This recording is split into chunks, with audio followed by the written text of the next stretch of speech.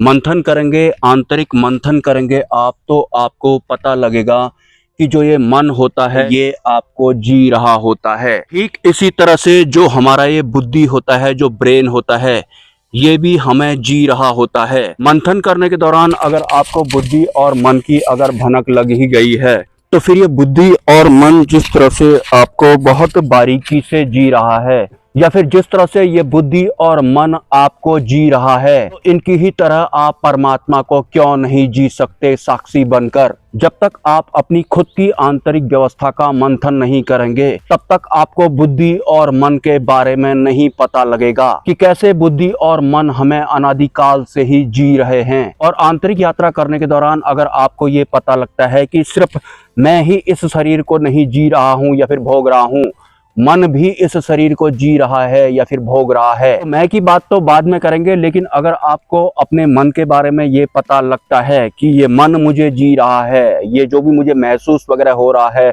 बुरा या फिर भला, ये सब भी बुद्धि और मन की वजह से ही मुझे महसूस हो रहा है, जो कि मुझे जी रहे हैं और ये वास्तविकता होती है। लेकिन सिर्फ इतने से काम नहीं चलेगा कि मन मुझे जी रहा है, मुझे तरह तरह की फीलिंग्स वगैरह महसूस करवा रहा है। फीलिंग्स को बाद में आपको इस मन तत्व के ऊपर पहले ठहर जाना है। ये जो तरह तरह की फीलिंग वगैरह होती हैं, इनके बारे में तो आपको बाद में मंथन करना है, क्योंकि मन बहुत बारीक तरीके से और सूक्ष्म तरीके से भी काम करता है, हमारे अंदर फीलिंग डालता है। इतने तक ही बात नहीं खत्म हो जानी चाहिए, मन तत्व पर आपको अटक जाना है। जब आप इस मन का ही पोस्टमार्टम कर रहे होते हैं, फीलिंग वगैरह बाद में, पहले मन तत्व को आपको भांप लेना है कि एक प्रॉपर मन तत्व होता है, और जो इसका आकलन कर रहा है वो साक्षी होता है।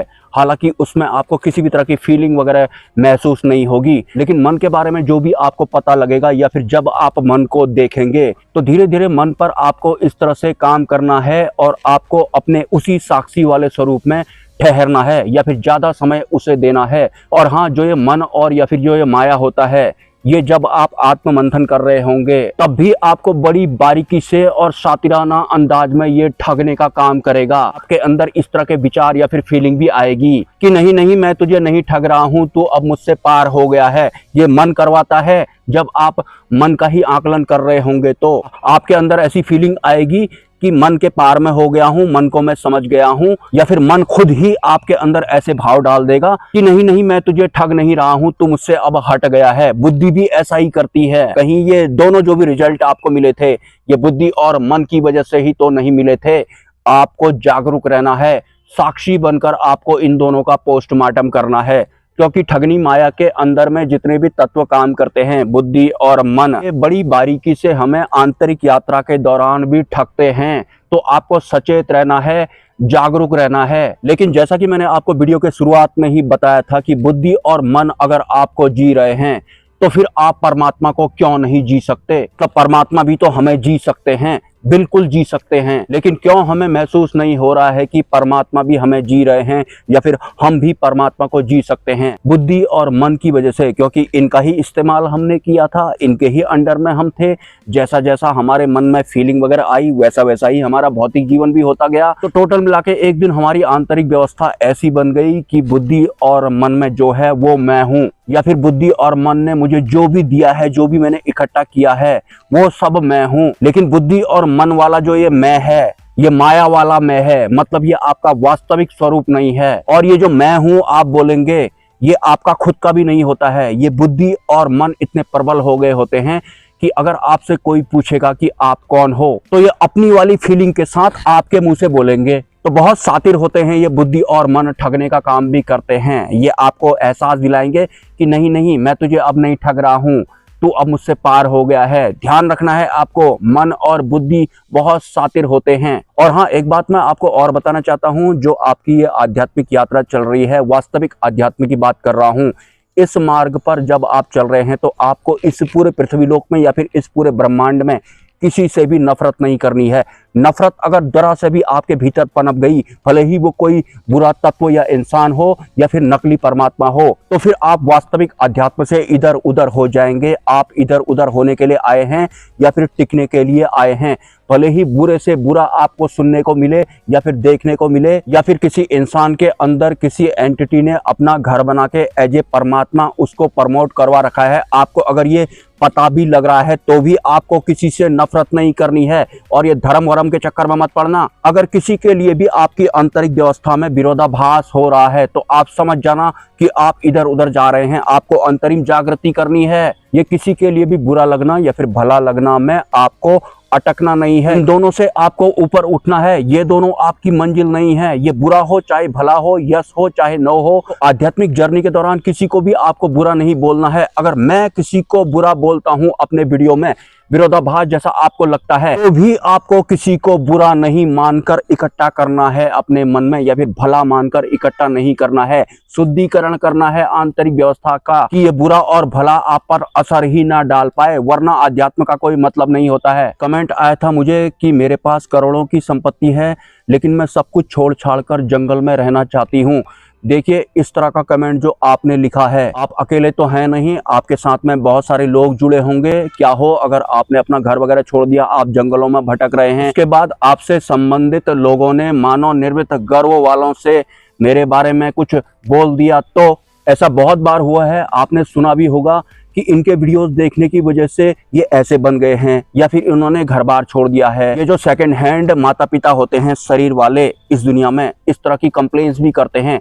अच्छे अच्छे आचार्य को भी नहीं छोड़ा है इन लोगों ने। और वैसे भी आपको घर वगैरह छोड़ करके जंगलों में भटकने की बिल्कुल भी जरूरत नहीं है। आप जहां पर हैं वहीं पर आपकी अंतरिम जागृति हो जाएगी। जहां तक मेरी बात रही तो मेरा टाइम जाया न हो, इसलिए मैं अपने आप को अकेला रखता हूं, वरना मैं श्रापित बुद्धि वालों के बीच में रह करके हाँ मैं हाँ ही मिलाता रह जाऊंगा। समय ऐसे ही चला जाएगा और बहुत सारे काम अभी करने हैं, तो मैं अपने रिस्क पर ये सब करता हूँ। आपको ये सब नहीं करना है। तो सबसे पहले आपको किस पर काम करना है? अपने मन पर काम करना है, आत्म मंथन करना है। आप बारीकी से अगर आत्म मंथन करेंगे तो आपको पता लगेगा ये सब कुछ जो भी मेरे साथ हो रहा था या फिर जो भी मुझे महसूस हो रहा था या फिर जो भी मैं चाहता था या फिर चाहती थी, ये तो मेरा मन चाहता था। कुछ मुझे मिल गया, कुछ मुझे नहीं मिला, तो मुझे बुरा और भला लगा। वास्तव में ये बुरा और भला भी मुझे नहीं लगा था, मेरे वास्तविक स्वरूप को नहीं लगा था, ये भी इसी मन को या फिर बुद्धि को लगा था, बुरा और भला। जब आप इस मन के ऊपर काम करना शुरू करेंगे तो तब जाकर के आप में पात्रता आएगी। और पुण्य कर्म होना बहुत ज्यादा जरूरी है। पुण्य कर्म कैसे कमाने हैं मैं ऑलरेडी बता चुका हूँ, फिर भी दोबारा से थोड़ा सा रिपीट कर देता हूँ। जो भी भलाई आप इस दुनिया में करते हैं, दान वगैरह करते हैं, उस दान की एवज में भौतिक जीवन में मुझे कुछ सुख मिलेगा, या फिर परमात्मा के अलावा या फिर अंतिम गुरु के अलावा या फिर उच्च स्तरीय वास्तविक अध्यात्म के अलावा मुझे किसी भी तरह का कोई भी फल नहीं चाहिए उस दान की एवज में। ना मुझे उस दान की एवज में अपने भौतिक शरीर को सुखी बनाना है, ना भौतिक जीवन को सुखी बनाना है, नहीं मुझे उस दान की एवज में मान सम्मान वगैरह चाहिए। मैं जो भी कर रहा हूं सिर्फ और सिर्फ परमात्मा के ज्ञान को प्राप्त करने के लिए या फिर वास्तविक आध्यात्म को समझने के लिए या फिर उसमें होने के लिए कर रहा हूं। बाकी मुझे कुछ भी नहीं चाहिए। मेरा शरीर टूट फूट गया है तो टूटने फूटने दो, जिंदगी झंड हुई पड़ी है तो होने दो। मैं जो भी कर रहा हूं सिर्फ और सिर्फ वास्तविक सत्य के ज्ञान को समझने के लिए कर रहा हूं, जिससे कि मेरी बुद्धि शुद्ध होती है या फिर मैं बुद्धि और मन रूपी इस सत्ता को समझ जाता हूं। इसके अलावा शॉर्ट में मैं आपको पॉडकास्ट परमात्मा के बारे में कुछ बता देता हूं। बहुत तरह के आध्यात्मिक और बहुत तरह के गुरुओं की शरण में होने के बाद इंसान अध्यात्म में आज तक था, लेकिन वो कहीं पहुंच नहीं रहा था। वैसे वो जिन भी गुरुओं के शरण में था उनमें से कोई भी गुरु नहीं था, मतलब वास्तविक सत्य वाला गुरु उनमें कोई नहीं था, वास्तविक परमात्मा वाला गुरु उनका कोई भी नहीं था आज तक का। वो कहीं पहुंचे नहीं और वो कहीं पहुंचना चाहते थे। उनका बुद्धि कहीं पहुंचना चाहता था और मन कहीं पहुंचना चाहता था, लेकिन नहीं पहुंचे। वक्त ऐसे ही चलता गया। मतलब वो चाहते थे कि वो कहीं पर ठहर जाएं, कोई उन्हें ऐसा मिल जाए कि कहीं पर ठहराव आ जाए। वो आया नहीं तो अचानक से एक दिन पॉडकास्ट वाले परमात्मा प्रकट हो जाते हैं। उनके शरीर में कोई एनर्जी के थ्रू ये सब हो रहा होता है। तो आध्यात्मिक यात्रा जो बहुत सारे लोगों की बोझ जैसी बन गई थी, चुभने जैसी लग गई थी, कहीं पहुंच नहीं रहे थे, तो पॉडकास्ट परमात्मा ने बोल दिया कि वो सब बकवास था, वो सब नकली था। मतलब पुरानी वाली जितनी भी मान्यताएं और धारणाएं थी, हालांकि वो सब मन वाली थी, उन सबको टर्मिनेट कर दिया गया और एक नई जगह में ठहरा दिया गया उनको। मतलब अभी भी उन्होंने किसी को माना ही है, नए वाले परमात्मा को भी तो आप लोगों ने माना ही है ना। इससे पहले आपने बहुतों को माना था, वो आपको कुछ ठीक जैसा नहीं लगा क्योंकि आप कहीं पहुंच नहीं रहे थे। उसके बाद एक बंदा आता है, उसने बोला कि ये सब बकवास था, असली वाला मैं हूं। ये सब होने के बाद भी आपने एक नए तत्व को मान लिया है, बुद्धि और मन को शांत किया है उन लोगों ने, इससे ज्यादा कुछ भी नहीं किया है। वास्तविकता अगर आपको मैं बताऊं तो रिसेंट वाला एक पॉडकास्ट चेक करना, उसमें 3 लोग थे, कोई वंदना नाम की फीमेल भी थी, 2 के नाम मुझे याद नहीं है।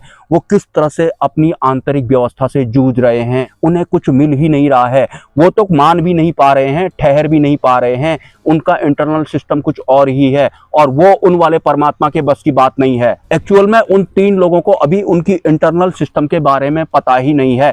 बहुत बारीक चीज है और बहुत आसान है, वहां नहीं होगा। वो अशांत थे और वो एंड तक अशांत ही रहे थे। ऊपर से पॉइंट पहले ही मार दिया गया है। मुझे तुम लोगों से कोई मतलब नहीं, मेरे को तो सिर्फ अपने बेटे से मतलब है। तुम में से किसी किसी को अच्छा फील होगा, बाकी को नहीं होगा तो कोई गारंटी नहीं है भैया, भाग लो यहाँ से। मैं जानता हूँ उन 3 लोगों के भीतर क्या बह रहा था और कैसे उनका जो इंटरनल सिस्टम है वो सही जगह पर आएगा। और मुझे पता है वो 3 लोग एक दिन इस चैनल पर भी आएंगे और उनका इंटरनल सिस्टम चेंज हो जाएगा। वो नहीं समझे, समझेंगे भी कैसे। बुद्धि का मिलोचा जो है परमात्मा में, बुद्धि वाले परमात्मा जो हैं। नमस्कार।